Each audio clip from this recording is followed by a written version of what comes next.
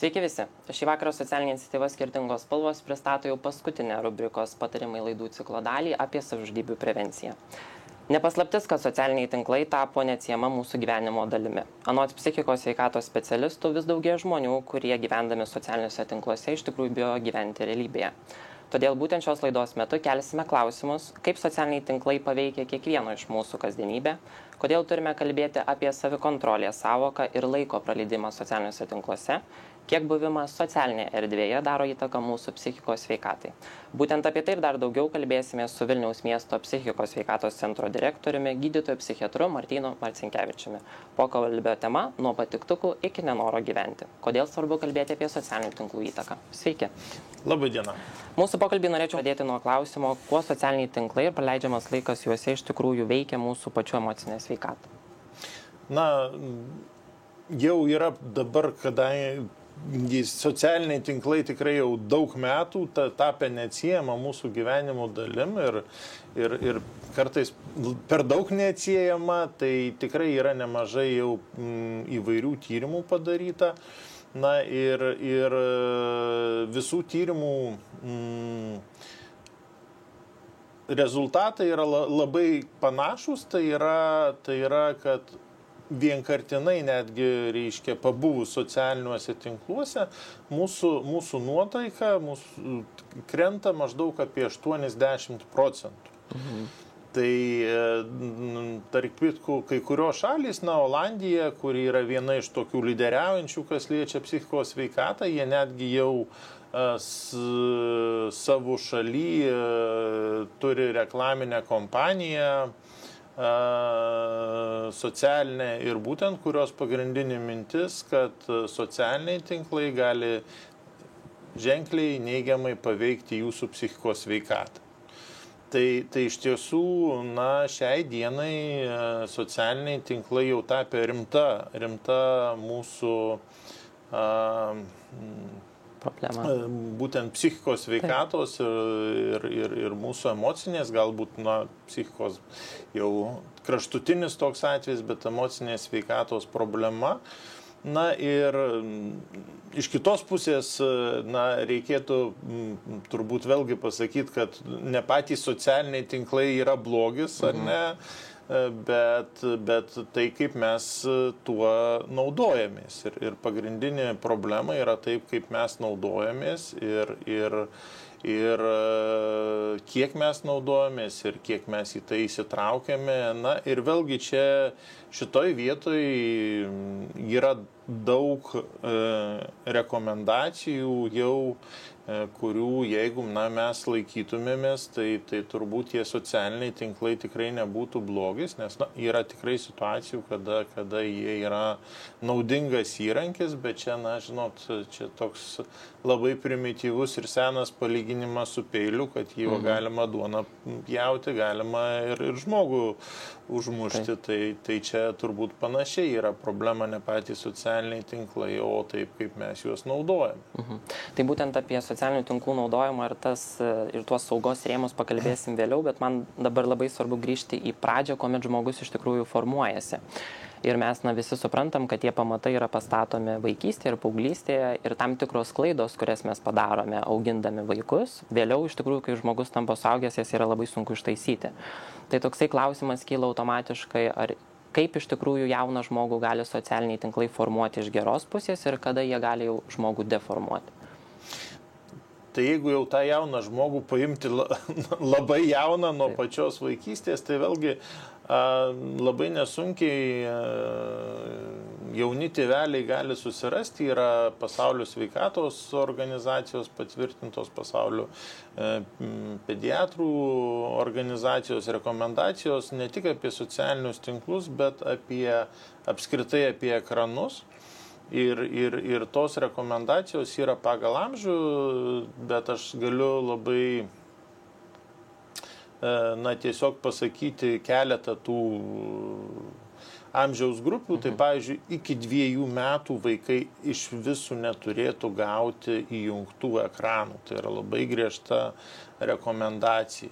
Aiškia, vaikai maždaug nuo 3 iki 6 metų jie vėlgi prie ekranų turėtų nepraleisti per dieną daugiau kaip valandą laiko. Būtent prie visų ekranų. Tai čia įskaitant ir televizorių, kompiuterį ir visą kitą. Ir tai yra labai aiškios rekomendacijos ir tai yra ypatingai svarbu, kodėl, nes jeigu jau kada mes kalbam apie paauglius, sakysim, ar ne, tai mes kalbam, kad jų formuojasi, sakysim, gyvenimų įgūdžiai, emociniai įvairūs dalykai, suvokimas pasaulio, samprata pasaulio.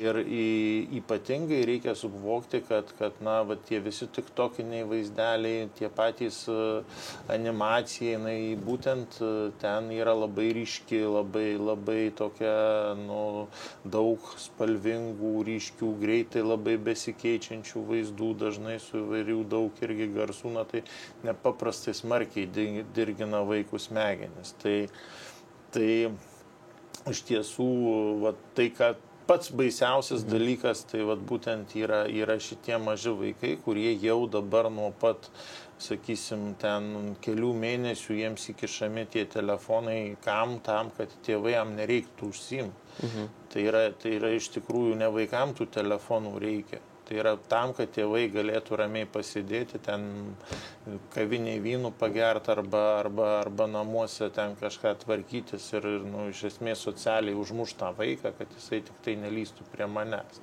O kaip tada kyla klausimas keisti šį įprotį tėvams? Nes tėvams irgi kyla klausimas, jeigu mano vaikas niekaip nenurimsta be telefono, tai kaip tada jį atpratinti nuo to? Norit, pajuokaujant, tai žinot, mane tėvai kažkaip be telefonų nuramindavo, nes jų paprasčiausiai nebuvo. Tai čia yra labai paprastas dalykas, kad vaikas tikrai nurims be telefono, jeigu jis nebus prieš tai to telefono gavęs, ar ne, daug kartų. Be abejo, kada tėvai, jūs labai gražiai pasakot, kiti sako, tai mano vaikas be telefonų nenurimsta. Tai be abejo, jeigu jisai 10 ar 100 kartų gavo tą telefoną ir tada jau reiškia sugalvoja atimti, tai be abejo, tada jisai protestuos, nes jis jau pripratęs, jau jo smegenys pripratę gauti tą dirgiklį. Taip. Aš kaip čia sakyčiau, iš esmės ne cheminį stimuliatorių, ar ne, kaip mes duotume vaikui kokiu amfetaminu ar kažko kaip cheminio stimuliatoriaus, tai čia mes jam duodam iš esmės tą patį stimuliatorių, tik tai vizualinį, reiškia. Tai neduokit vaikui telefono nuo mažens ir jisai tikrai jo nereikalaus. Dabar kitas dalykas, čia dar vienas svarbus dalykas, tai čia kas liečia ir mažus vaikus ir jau, sakysim, tuos pradinio mokyklinio amžiaus vaikus, tai neišvengiamai jie kopijuoja tėvus. Be abejo, jeigu jie mato, kad tėvai nuolatos sėdi, reiškia, telefone, planšetė ir taip toliau, jie natūralu tą elgesį. Taip, nes kaip vaikai formuojasi, jie visame kame kopijuoja savo tėvus. Tai jeigu tėvai nepaleidžia iš rankų telefono ar planšetės, tai be abejo vaikai norės tą kopijuoti. Tai visų pirma, mes patys turim bent jau prie vaikų susilaikyti, ar ne, vėlgi palyginkim, ar ne, kaip yra draudžiama, kalbama apie tai, kad ten jeigu tėvai nuo ryto iki vakaro geria alkoholį, tai vaikai tą matys, tai čia yra tas pats. Mes turim prie vaikų koreguoti savo elgesį. Tai patys to nedaryt, ir dar vienas toks jau truputėlį patarimas, ypač su vyresniais vaikais, jeigu jie nori pažaisti truputėlį, vis tiek mato, kad tėvai kažkiek naudojasi, jiems paprasčiausia duoti neįjungtą tą telefoną. Ir jie tada supras, kad tai yra tiesiog žaislas, na, kaip mašinėlė, kaip kažkas, nu, vat jis neįjungtas, jisai tą. Tai tų metodikų tikrai yra. Tų metodikų tikrai yra, jos yra absoliučiai elementarios, bet, kaip aš sakau, tame tarpe net ir jau paauglius, tai jeigu tėvai sukritę vakare grįžę iš darbo ir irgi sukritę į telefonus ir planšetės ir nebendraus šeimoje, nebus bendravimų ir bendrų kažkokių užsiėmimų, pokalbių, nežinau, ko norit, pasivaikščiojimų, stalo žaidimų, taip toliau ir panašiai. Tai mes vėlgi neišsireikalausime iš paauglių, kad tėvai guli su telefonu, o tu sakys, nu, va, tu dabar eik ten pasivaikščiok, dar ten ką nors padaryti. Tai vėlgi, jeigu mes būsime su savo vaiku kažkokioj veikloj, mes su juo eisim pasportuoti. Realioj bendravimo veikloje. Taip, mes su juo bendrausim, galų gale mes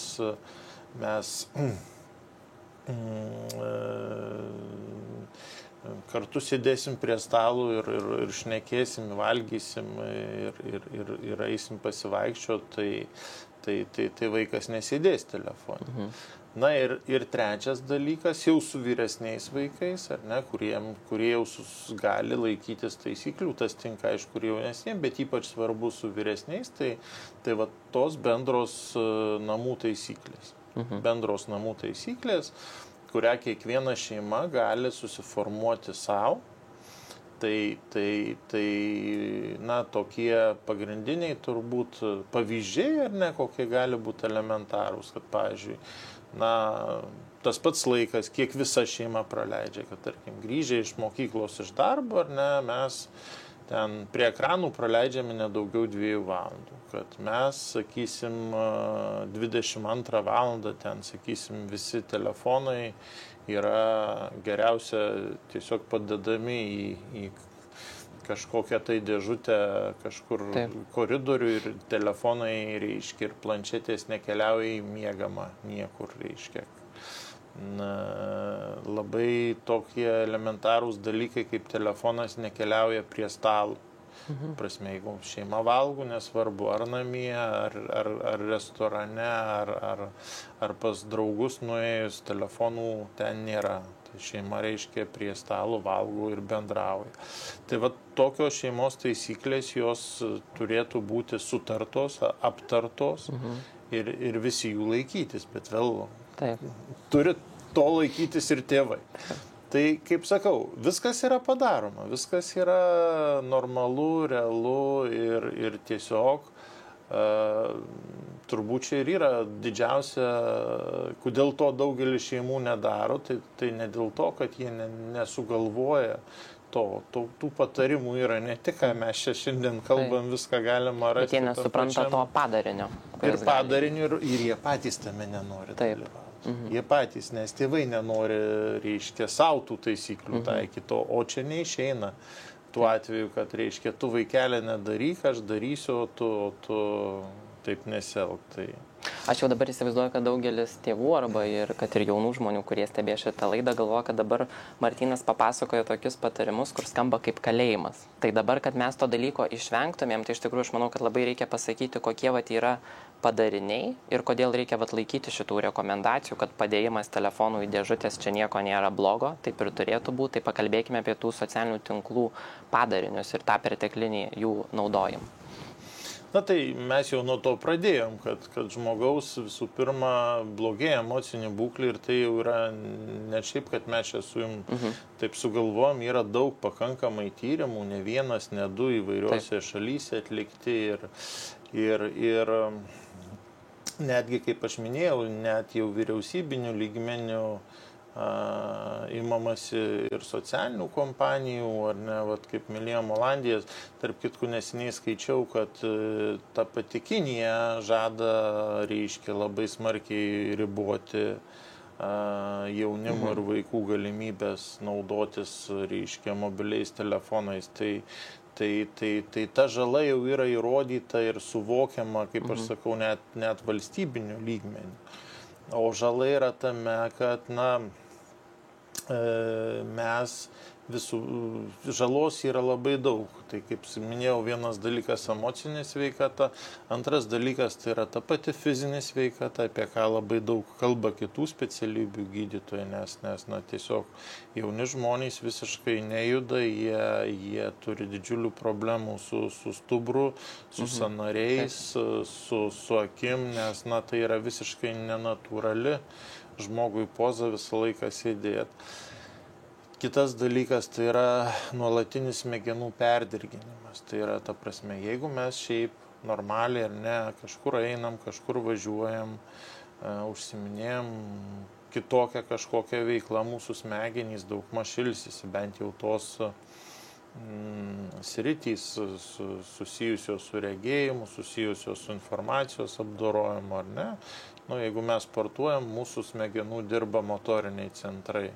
Jeigu mes einam pasivaikščioti, irgi dirba motoriniai centrai, visai kitos smegenų dalys, reiškia, kurios ten mums kojytės dėlioja, kurios žiūri į gamtą, klausosi kažkokių paukščių, dar kažko. Jeigu mes bendravime su žmonėm, vėlgi dirba visai kiti smegenų centrai. O tie, kurie susijęs su informacijos apdirbimu, jie ilsisi.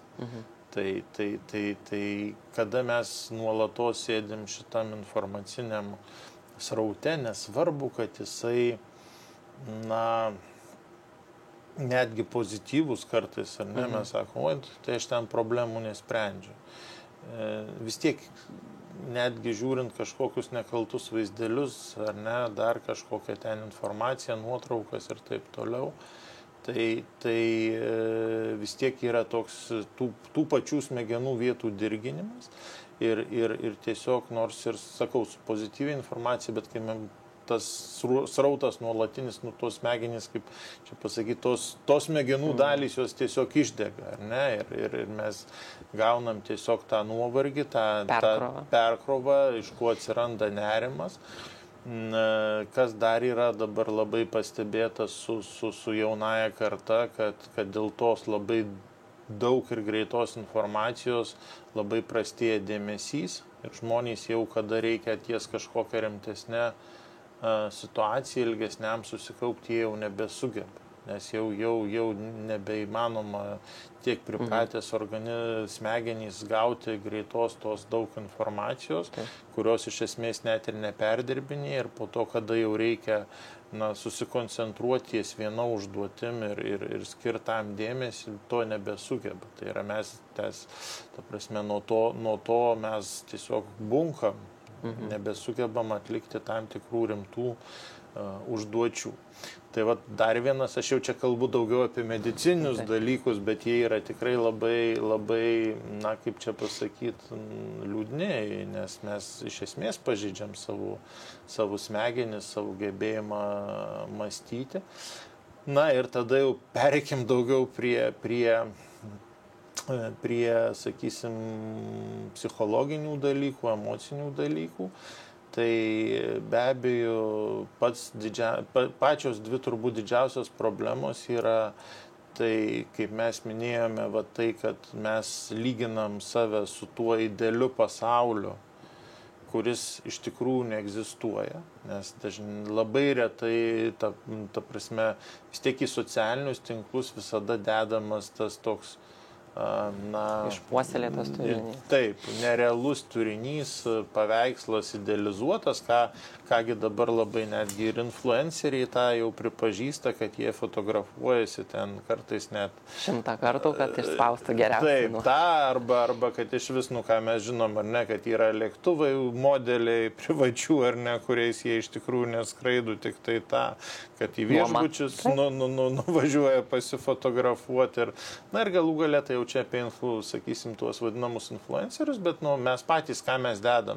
Mes nededam, kaip sakyti, dažniausiai vaizdelių, kada pas mus ten namie kažkas negerai, netvarkoja, mes pavargę, mes kaip sakyti, nepasipuošę, nepasidažę, mes visadagi keliam kokia pas mus ideali šeima, ar ten meilė ideali, visi gražūs,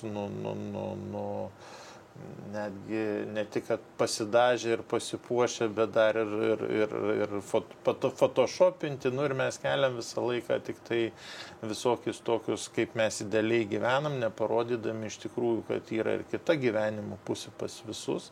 Ir kartais labai skausminga, bet tai yra normalu. Gyvenimas nesusideda vien tik iš švenčių ir taip toliau. O iš tikrųjų žmogaus atvirumas labiausiai ir užbūrė.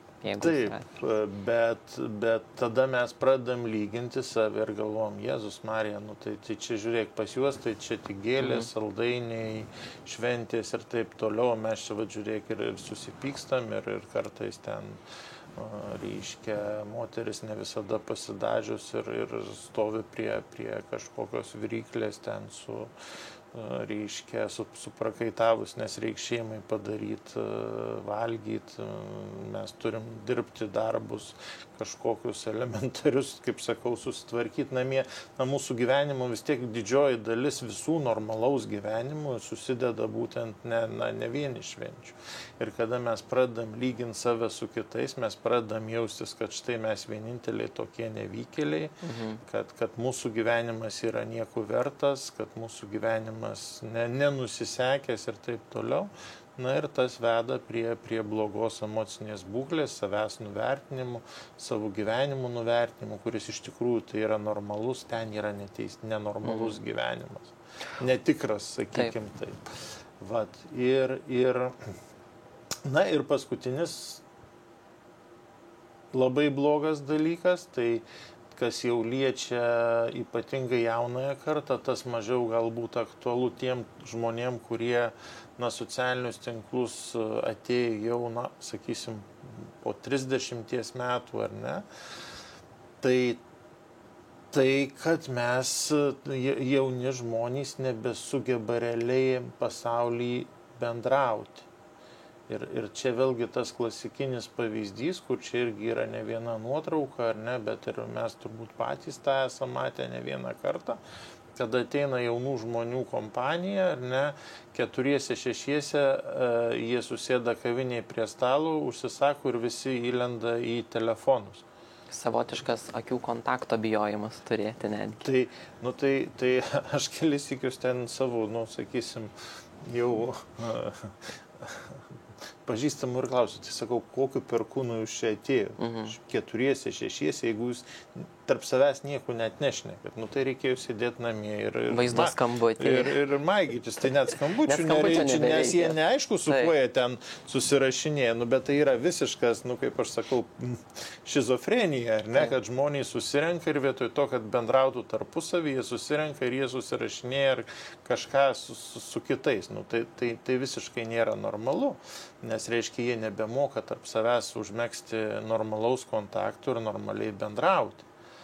O žiūrint iš psichinės sveikatos pusės, mes vėlgi čia dar prieš visus socialinius tinklus ir prieš viską juk įrodyta, kad bendravimas, ar ne, tarp žmonių, buvimas bendruomenė yra praktiškai pagrindinis laimės šaltinis. Būtent kaip sakyt, bendravimas šeimoje, bendravimas su artimaisiais ir taip toliau. Tai yra pagrindinis, vienas pagrindinių žmogaus geros dvasinės savijautos ir laimės šaltinių.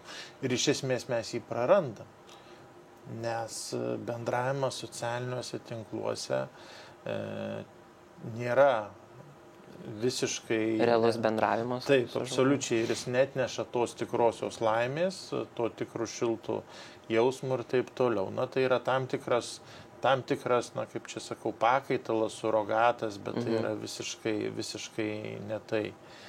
Tai, kaip aš sakau, yra tam tikras pliusas socialinių tinklų, pavyzdžiui, kada žmogus kažkur toli išvažiavęs, ar ne, ir tu gali vaizdų skambučių su juo susisiekti. Tai gerai, kad yra tas, reiškia, galimybės, bet, atsiprašau, mesgi nenorėtume su visais bendrauti ne gyvai, su artimiausiais žmonėm, ne sėdėti šalia, matyti, kaip pasakyti, jausti, kaip sako, jo šilumą, galų gale apsikabinti, prisiglausti ir panašiai. Nu taip gerai, kad mes galim su žmogum, kuris šiuo metu išvykęs pabendrauti, bet tas neatperka to. Visiškai neatperka. Ir dar, gydytojau, trumpai turime paliesti būtinai ir tą tapatinimąsi mūsų pačių iš tikrųjų su socialiniais tinklais ir tos realybės netitikimo. Ir mūsų pati tema skamba nuo patiktukų iki nenoro gyventi. Ir kaip jūs pats minėjot, kad mes stengiamės būti tuo, kuo iš tikrųjų nesame ir mes skaičiuojame tuos patiktukų skaičių, kiek jį turim ir panašiai. Tai iš tikrųjų, ar tai yra mūsų pačių žmogaus natūrali būsena lyginti su kitais tuo, ko mes nesame, ar tai mums kaip tik šitą įtaką suformuoja socialiniai tinklai? Labai geras jūsų ir teisingas klausimas. Iš tikrųjų mes jaučiamės gerai arba blogai tik tai lygindami save su kitais. Ir čia šitoj vietoje irgi yra labai paprastas pavyzdys, kaip jeigu kas nors skaitė, reiškia tuos vadinamus, kur yra laimingiausi žmonės, tai kaip mes žinom, laimingiausi žmonės yra tikrai neturtingiausiose šalyse, o tie laimingiausi žmonės yra būtent tose pakankamai neturtingose šalyse. Aišku, tai nėra šalys, kur vyksta ten karai kažkokios, tai reiškia, kur žmonės jaučia grėsmę savo sveikatą ir gyvybę, bet tiesiog tos tokios pakankamai stabilios, bet pakankamai neturtingos šalys. Tas pats galima netgi tą nostalgiją sovietmečiui daugeliu žmonių, ar ne, yra nostalgija. Kodėl? Todėl, kad tada buvo visko mažai, bet visi daugmaž turėjo panašiai, ar ne? Tai va čia yra jau visiškai žmogiška ir turbūt mes to nepakeisim. Tai mes vertinam save būtent ne kaip atskirą vienetą, o būtent mes vertinam save sociume. Ir visom prasme. Ne tik materialinė, be abejo. Materialinė prasme reiškia, tai yra vienas aspektas, bet svarbiausia, mes vertinam save sociume visom prasmėm. Kaip aš gyvenu, kiek aš turiu draugų, koks mano socialinis statusas, ar ne. Ir panašus. Darbo pozicija. Taip, tai socialinės reiškia jo, kiek aš turiu, koks mano darbas, kiek aš turiu draugų, ar galų gale ten vaikų, šeimą, visa kita, kiek aš esu svarbus kitiems, ar ne. Tai čia yra,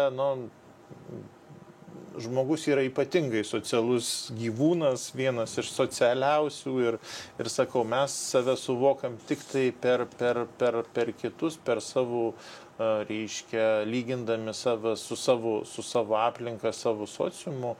Ir va čia, aišku, kada mes patenkam į tą netikrą sociumą, iškreiptą sociumą ir mes pradedam save iš tikrųjų lyginti, tai labai dažnai pasijaučiam labai blogai, nes mes negalim pasiekti to standartų, nes tas standartas jis iš tikrųjų jo net nėra, jis yra sukurtas, jis yra įsivaizduojamas, bet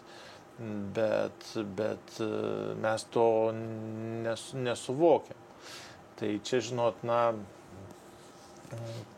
kaip čia pasakyti, jau čia aš truputėlį kaip psichiatras pajuokausiu, čia gaunasi, kad mes lyginam save su tam tikra psichoze, ar ne, kada mes ar patys tokioj pusiau psichoziniai būsenui, nes mes nesuvokiam, kas yra psichozė, kada mes nesuvokiam tikrosios realybės, o mes suvokiam, kad kažkokia visiškai kita realybė, ar ne, kaip žmonės, būdami psichozėje, gali įsivaizduoti, kad jie, tarkim, yra pragare, aplink velniai ir panašiai, tai čia toks kraštutinumas, bet čia...